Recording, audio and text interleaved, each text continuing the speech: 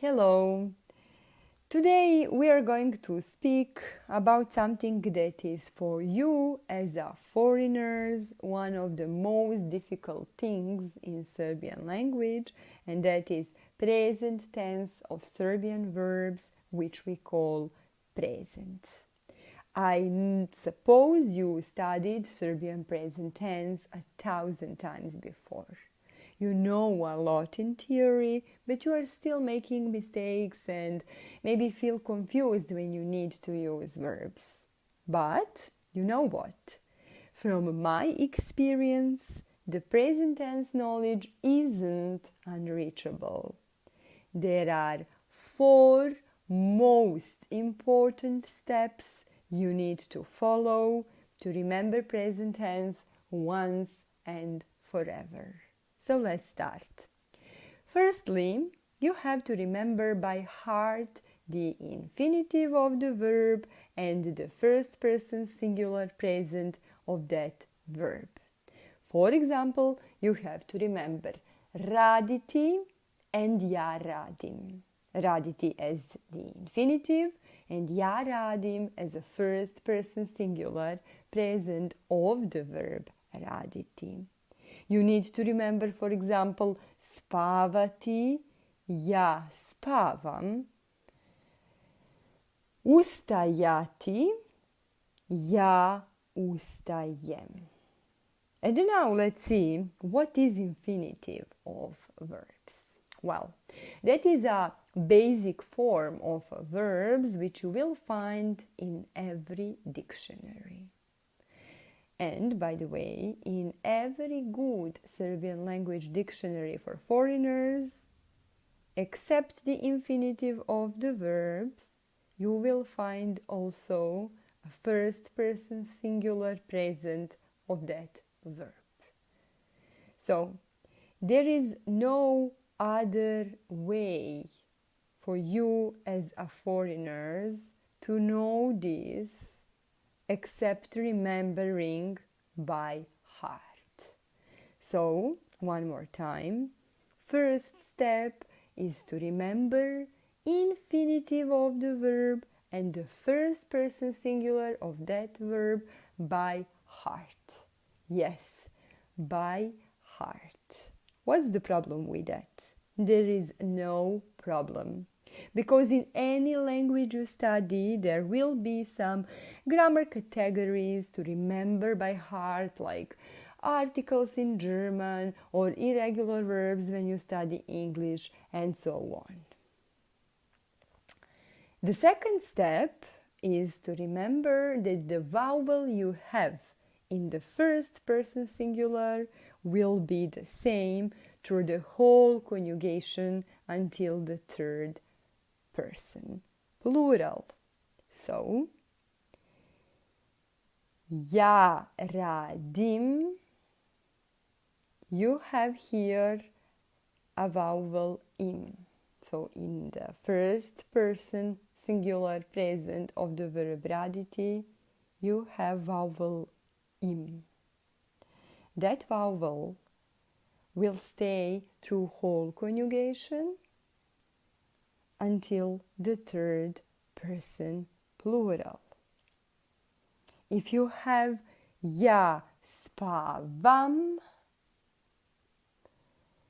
you will have vowel a through whole conjugation.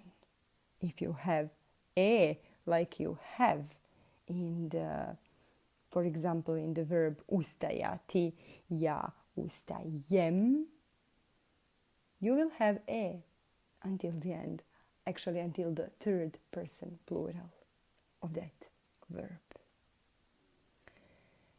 And actually that is the third step.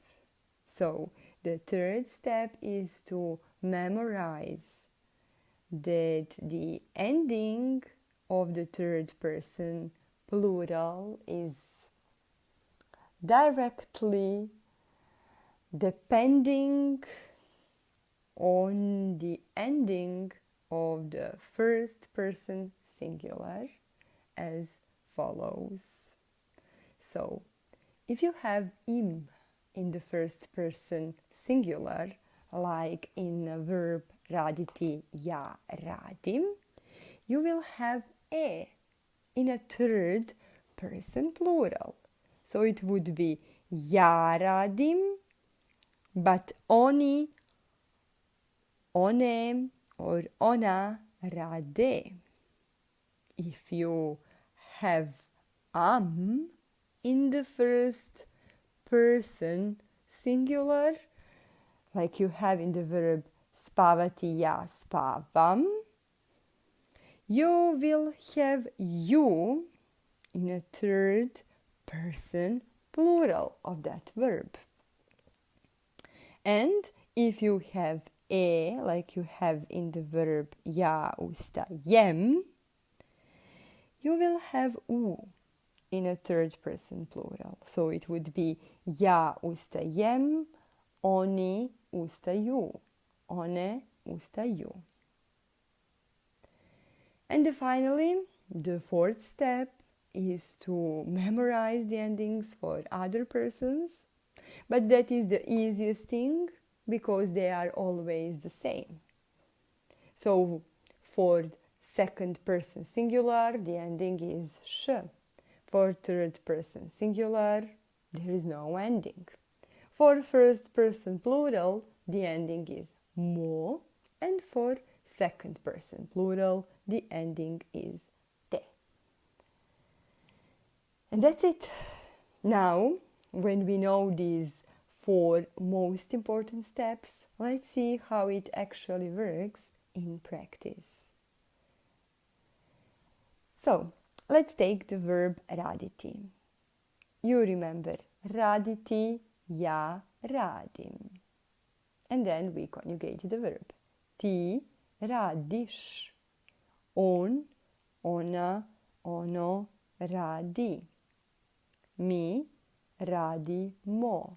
Vi radite. And oni, one, ona rade.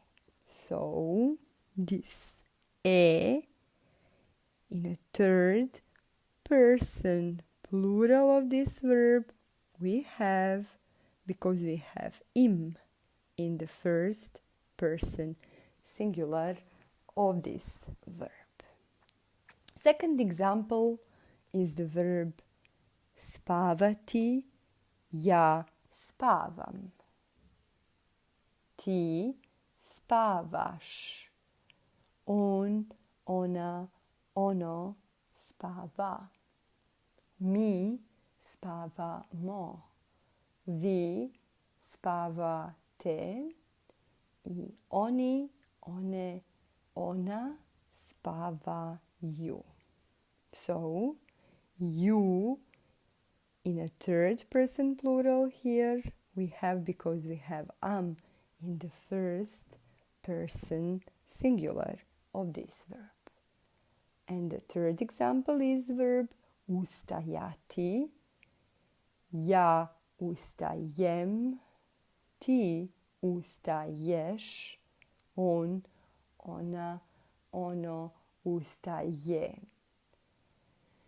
Mi ustajemo. Vi ustajete. Oni, one, ona ustaju. This u here in a third person plural we have because we have m in a first person singular of this verb. And that would be everything for today. I'm pretty sure that if you follow those 4 steps, you will not make mistakes anymore with the Serbian verbs. I prepared some exercises for you. You will find them in the description of this video. I hope this would be useful.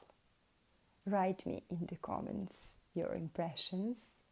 Thank you very much and see you soon.